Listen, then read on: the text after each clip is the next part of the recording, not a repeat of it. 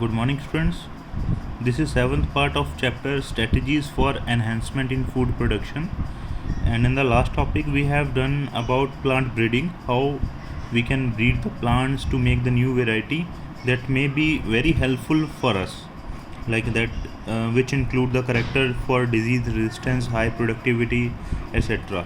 And today we'll discuss something more about this topic. And today we are going to discuss what kind of varieties that we have made and what are the impact on our country of the plant breeding.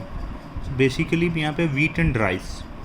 During the period 1960 to 2000, wheat production increased from 11 million ton to 75 million ton, while rice production went up from 35 million ton to 89.5 million ton. तो कहते हैं ये हमारे 40 सालों में wheat की production जो है हमने 7 टाइम्स ऑलमोस्ट इंक्रीज़ कर ली है, राइस की production almost 3 times 2.5 time increase कर ली है हमने. This was due to the development of semi dwarf variety of wheat and rice. अब देखिए सेमी ड्वार्फ वैरायटीज़ के बेनिफिट क्या होते हैं. मतलब ये ना तो ज़्यादा लंबी होती है ना ही छोटी होती है ये वैरायटी.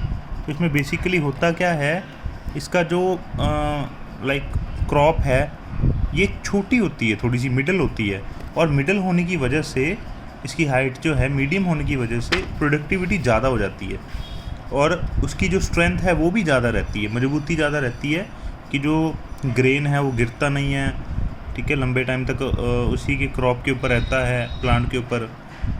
तो ये काफ़ी अच्छे इसके मतलब हमने वैरायटीज़ को डेवलप किया है.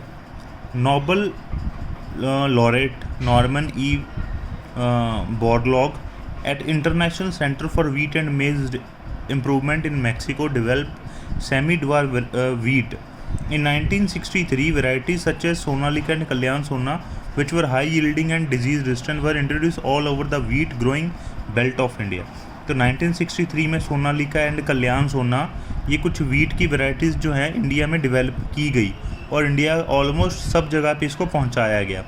Semi dwarf rice variety were derived from IR8 developed eight international rice research institute IRRI Philippines and Taichung native 1 from Taiwan. तो ये वैरायटीज़ जो हैं कुछ जो सेमी ड्वार्फ वैरायटी हैं इंडिया में आई है राइस की, वो हमने इनसे ड्राइव की है, इनको मॉडिफाई करके इंडिया में बनाई है. The derivative were introduced in 1966. Later better yielding semi dwarf variety Jaya and Ratna were develop in India. बाद में हमने इंडिया में ही डेवलप कर लिया Jaya and Ratna. Sugar cane saccharum barberi was originally grown in North India but had poor sugar content and yield. तो saccharum barberi था, ये normally North India में ग्रो करते थे हम हमारे एरिया में, और इसकी poor sugar content and poor yield था. ट्रॉपिकल केन जो कि साउथ इंडिया में ग्रो होते हैं, सैक्रम ऑफिसिनेरम, इसकी थिकर स्टेम थी एंड हायर शुगर कंटेंट था, लेकिन ये नॉर्थ इंडिया में ग्रो नहीं कर सकते थे. तो ये दो स्पीशीज़ को क्या किया अब साइंटिस्ट ने, दोनों को कंबाइन कर दिया ताकि डिज़ायरेबल क्वालिटी हमें मिल सके, हाई यील्डिंग मिल सके, थिक स्टेम मिल सके, हाई शुगर कंटेंट मिल सके, and most of the ability to grow in the sugar cane area of the North India. South वाली जो क्रॉप है वो हमने नॉर्थ वाली क्रॉप से मिला दी, अब वो नॉर्थ में भी ग्रो हो सकती है, और वही सारे साउथ वाले करैक्टर हमें नॉर्थ में मिल रही हैं. तो ये सारा है मतलब साइंस का करिश्मा, इसको आप कह सकते हो. Millets hybrid maize jowar and bajra have been successfully developed in India. Hybrid breeding have led to the development of several high yielding varieties resistant to water stress. तो ये जो मेज़ ज्वार बाजरा है ये भी सक्सेसफुली डेवलप किया है इंडिया में. एंड हाइब्रिड जो है ब्रीडिंग, इससे क्या मिला है हमें, ज़्यादा पैदावार हाई यील्डिंग वाली वैरायटीज़ भी मिली हैं, और जो कि वाटर स्ट्रेस से भी रेजिस्टेंस है. वाटर स्ट्रेस का मतलब पानी की कमी आ जाए अगर फसल को तो भी उनको कुछ नहीं होता. Plant breeding for disease resistance. Plant breeding जो है अब डिजीज़ रेजिस्टेंस के अगेंस्ट क्या है इसका रोल. कहते काफ़ी सारी fungal, bacterial and viral pathogen होते हैं जो कल्टीवेटेड क्रॉप स्पीशीज़ को मतलब इफ़ेक्ट करते हैं, specially in tropical climate. Crop losses can often भी सिग्निफिकेंट अप टू 20 to 30%, 20 से 30% तक का क्रॉप का नुकसान हमें झेलना पड़ सकता है, या फिर और इवन समटाइम इवन टोटल सारा लॉस भी हो सकता है। जैसे हमने देखा भी है कई बार, मतलब धान की जो फसल है चोने की या इसकी नरमे की, कई बार हमने देखी है वो सारी की सारी किसान को बीच में ही बोनी पड़ती है, बीच में ही मतलब दबानी पड़ती है मिट्टी के ख़राब होने की वजह से।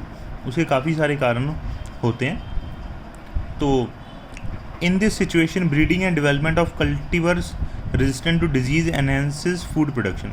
तो इन सब केसेस में ऐसी वैरायटी को ग्रो करते हैं जो कि डिजीज़ रेजिस्टेंस हो, ताकि उसको बीमारी ना लगे फसल को और प्रोडक्टिविटी बढ़ती रहे। इससे क्या होता है, फंगीसाइड एंड बैक्टीरियोसाइड, इसकी डिपेंडेंसी भी कम होती है फार्मर के लिए।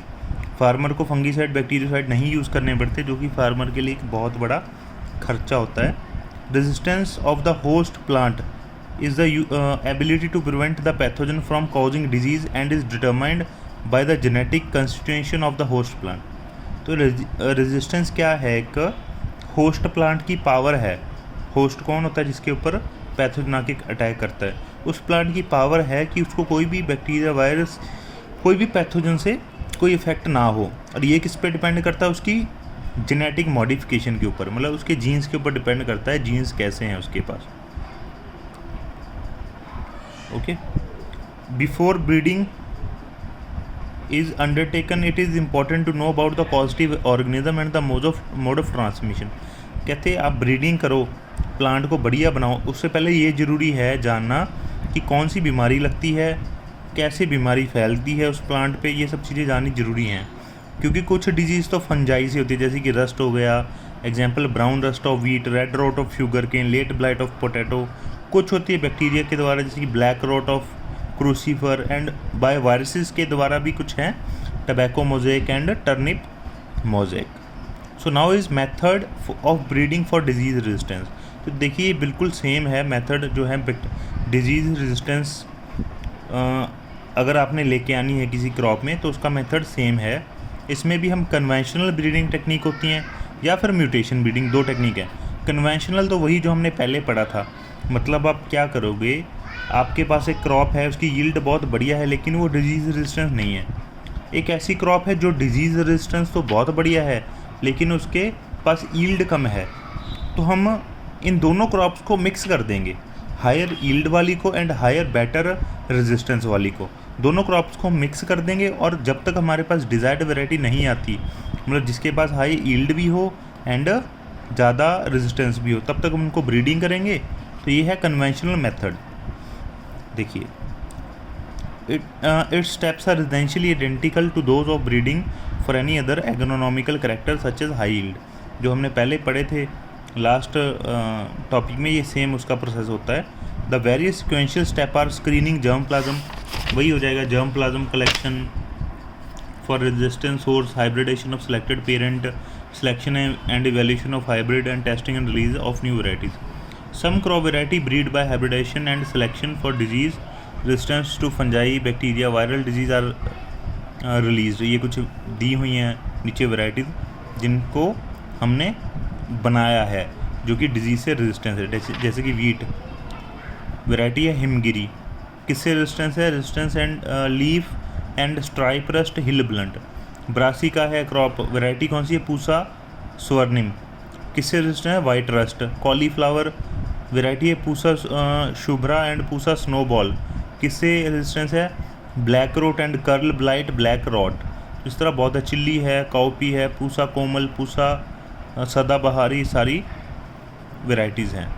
कन्वेंशनल ब्रीडिंग बेसिकली क्या होती है, इसमें limited number of disease resistant genes होते हैं जो देखना पड़ता है कौन सी वैरायटी में है। तो ये भी थोड़ा टिपिकल प्रोसेस होता है, क्योंकि पहले हमें देखना पड़ता है, ढूंढनी पड़ती है क्रॉप ऐसी जो रेजिस्टेंस हो डिजीज़ से।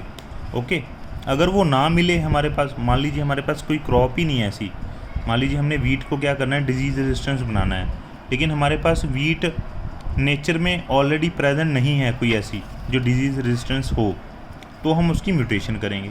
तो ये हमारा अगला स्टेप है, म्यूटेशन हम कैसे करते हैं। ओके, तो इसको हम हमारी नेक्स्ट वीडियो में करेंगे। कोई भी डाउट हो तो आप हमें जब मर्जी पूछ सकते हो। Thank you.